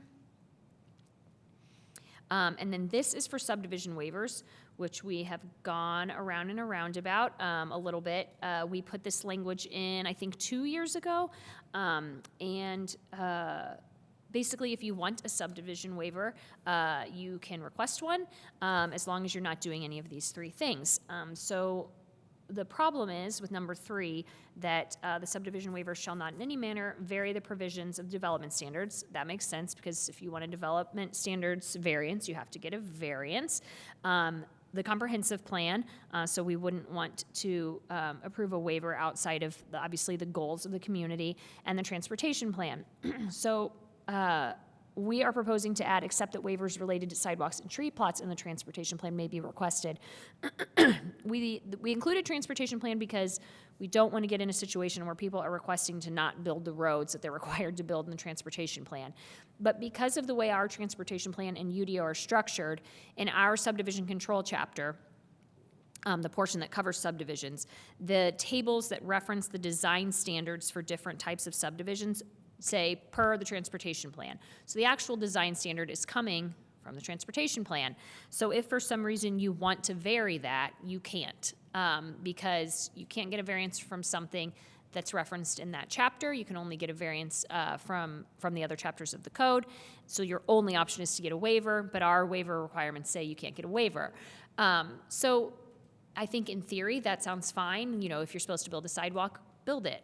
But we do think that there are some situations where relief is probably appropriate. And so we have written this in to kind of open the door a little bit back, so that waivers related to sidewalks or street tree plots can be requested. And of course, the approving body, which would be this body or plat committee, would still have to approve that waiver. And so we would have to make an argument about whether or not that made sense.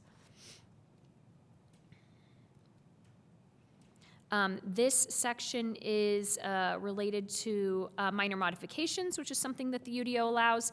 Very specific percentages deviating from some of our requirements.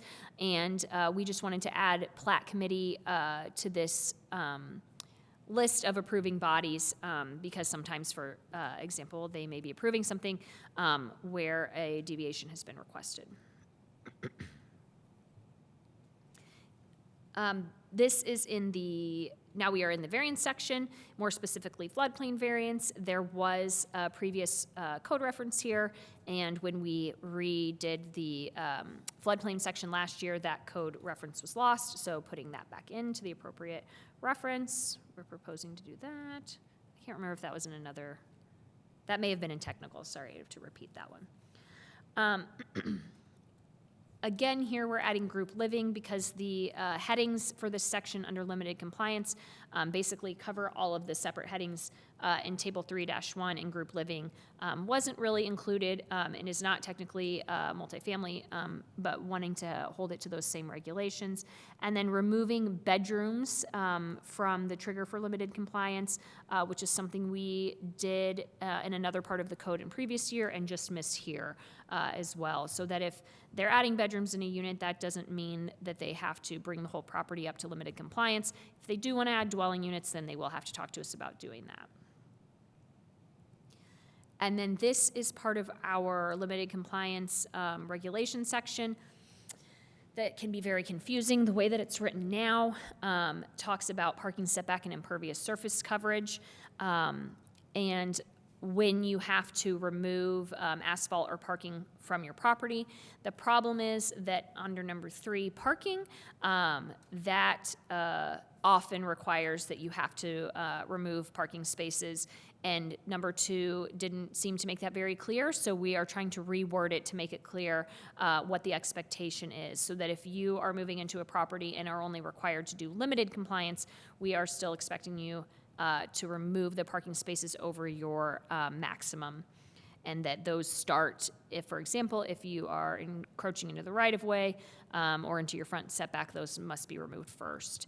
And then we are adding a section here for minimum landscaped area and one for fencing, so that any fences that you have, if you are bringing a property up to limited compliance and you have components on your fence that are illegal or don't meet code now, for example, barbed wire, you do have to remove those, and that you do have to move as close as you can to your minimum landscape area through the removal of, again, excess parking, or if you have large asphalt areas or gravel areas, to be able to remove those as well to allow additional landscape area.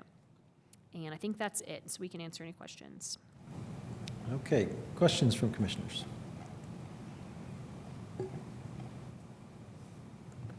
Commissioner Stassberg, go ahead. Can you define the difference between a bedroom and a dwelling unit for me? Because that was somewhere above to the reference of dwelling unit, and I'm just interested in understanding that better. So a dwelling unit is a unit that, can operate like you're renting an apartment. That's your dwelling unit. Your house is your dwelling unit. The characteristics are typically its own address, its own kitchen, blocked off from access of other parts of a building that have those same characteristics. So this is something we run into quite a bit with rentals for students, buildings that have more than one unit traditionally, and they might open them up and want to have it be one gigantic unit, and they can't do that for various reasons. So that's kind of how the code typically defines unit. The very base thing is how many kitchens are in there.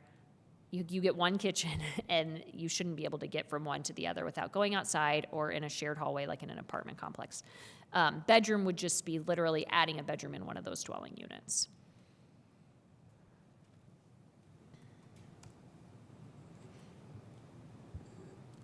Commissioner Kinsey. All right, my question is about the subdivision waiver, and I think you probably need to show it because I want to make sure that I'm reading this correctly.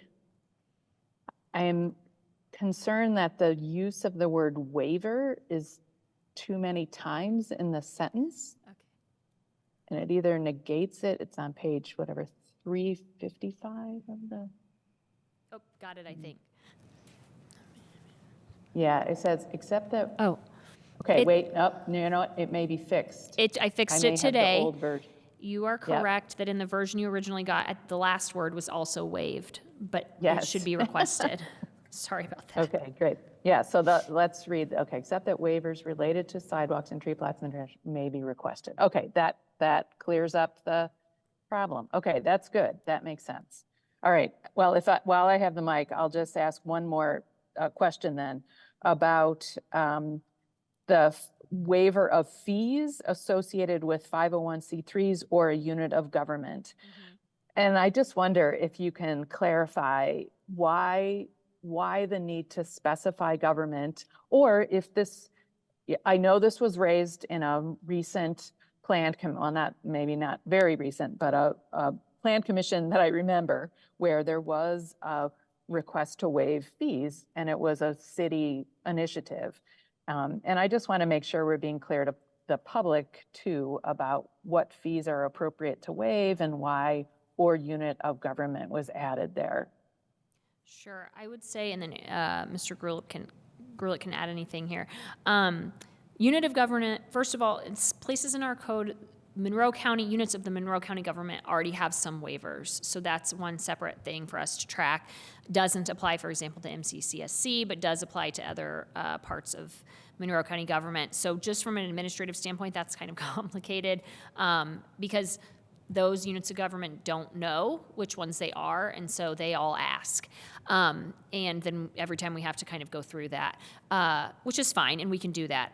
But yes, so the example, I think part of what got us thinking more about this was the example you gave, because historically, the department has waived some of those fees on behalf of the Plan Commission.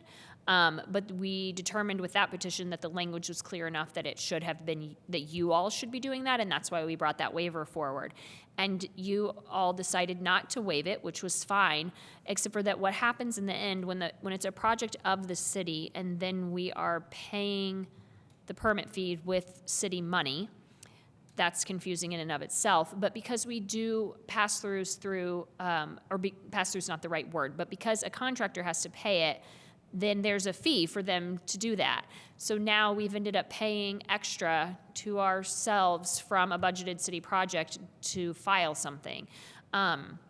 So we could contingency those into all of our projects, but it just seems kind of, it ended up costing the project money in order, more than was planned in. We basically paid the contractor to do this thing for us, that arguably didn't really benefit anyone. We understand why that happened here and why the Plan Commission wanted to be open about it, and that made sense. So we think it's clearer probably going forward to just say that those fees shall be waived, because they're not really, they're going from one unit of government to another, or in our case, from the same unit of government to itself, and then actually ended up costing the taxpayer more because when we had to pay the contractor to help us do that. And so we don't think that that's a useful use of anyone's time or that money. Is there something I'm forgetting? Yeah, I think that's about it. Did that make sense? So yes, and I think actually one of the other things this might do is make it clear to the public that this is not something that happened by staff action, but now it is clearly specified in the UDO. Right. Yes. Okay. All right. So you brought up a question for me. So does MCCSC count as a unit of government then? In our provision in code that allows the waiver of fees for Monroe County government, no. So when they apply for grading permits and things for us, currently right now, they pay for all of those. But again, it's like, who is that? You know, it's taxpayer money going to the city for, yeah, we think this might be cleaner. So, but for this particular amendment, so MCCSC would still be having to pay fees or not? I believe that aren't they a unit of government? They're just not a unit of Monroe County government. I think that we would consider. Sometimes We look can at check that. with legal, or Larry, if you're there, you can weigh in. But my assumption would be that we would waive them, that we can't see them as a unit of Monroe County government, which is the way that it's currently written. Right, but how it's written now, I would say MCCSC that we would count waive as these a unit of fees. government. Yeah, Okay. under the proposal. I agree with that, Jackie. Thanks. Thanks, Larry.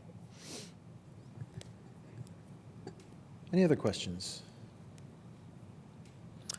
I've got a question. I just want to make sure I understand the parking maximum, the change in the parking maximum here. In the previous language, it's very specific about sort of removing paved and gravel-covered areas. That language is gone. And so are we saying now that in the case where you've got a parking lot that's too big on a lot that now has to come into compliance, but they don't otherwise exceed the impervious surface requirements, that I can simply remove parking spaces without removing the surface? So I could say, turn a parking space into an outdoor seating area for a restaurant, and that would be, So we split it. Do you want to? Yeah, sure. So what we've tried to do here is, and this particular section of our code has kind of been pieced together as different things within the UDO have changed over the years. So a lot of this language is carryover from when we had minimum parking requirements. Yeah. And so some of the language, we just changed one word and thought that would fix everything. Right, I And remember we that. realized, oh, there were some other things that we needed to take into account. So we've kind of been Band-Aiding things over the years, and so we're trying to clean this up to put in a new order and be very clear about what are the things that have to come into compliance. And so that's why, number 2 here is basically looking like it's being rewritten, because we've taken out some of the old language that's been in here to specifically say all parking spaces over the maximum must be removed. That's always been a requirement, because when you go down to number 4 or number 3, it says parking, and it references the parking section that has the parking maximums. You've always had to do that. So this just helps break that out separately, and then goes down the line to say, if you're over your minimum landscaped area, we can look and help identify areas where you can remove things. Maybe it's a old patio area, maybe it's just gravel that's spread over your lot for some reason. Lots of different things have occurred in reality, so it just helps guide that a little bit better and make it more clear. but the point is, those are now treated separately. In the old language, if you Yes. removed parking spaces, that necessarily meant you're removing a surface. Now, the question of removing parking and the question of removing impervious surface are two separate questions. Right. And so the scenario I think I gave is possible. Like if I have too much parking, but I don't have too much impervious surface, removing parking no longer necessarily means I'm removing impervious surface. Correct. Yeah, okay. Got it. All right. Any other questions? None? Any public comment on ZO 04, or sorry, ZO 0724? Again, if you're joining us online, just click that raise hand button, and we'll recognize you. There's no one online. Make your comments. All right, seeing none, we are back to the commission for any final comments or for a motion. I think the motion we're looking for here, I don't think we've made any amendments to this one. Have we? No. No, right, so the motion would just be to recommend approval of ZO 07-24 and waive the second hearing. I'll make a motion to, for ZO-07-24, to move forward to Common Council with a recommendation for approval and waiving the second hearing. We have a second. Second. All right, we have a motion and a second. Please call the roll. Whistler, Yes. Burrell, Yes. Seaboard, Yes. Cockrum, Yes. Korodke, Yes. Kinsey, Yes. and Stossberg. Yes. Great, thank you. All right, the motion carries, and that is our final petition of the evening. Just a reminder, we will have a special session next week on Tuesday, Yes. not Monday. Not Monday. We usually are here on Monday, but next week it's Tuesday, March 19th, to consider PUD 1823. That's the Sudbury Development Partners LLC project. We have any other final announcements, questions, concerns? Oh, and this is on the calendar, but just so everyone also knows, the scheduled April 8th Plan Commission hearing, 5:30 in this room with our normal Zoom link, will actually take place on April 15th, 5:30 in this room, our normal Zoom link. That will be our regular April hearing. We were just like, maybe we wouldn't have any petitions and we could cancel it, but no, we have petitions, so we'll be meeting on the 15th in You April. thought we wouldn't be busy enough on tax day, we ought to just add That's right. one more thing to the... So sorry. Thank you. All right, thank you. We'll see you next week and again on April 15th. We are adjourned.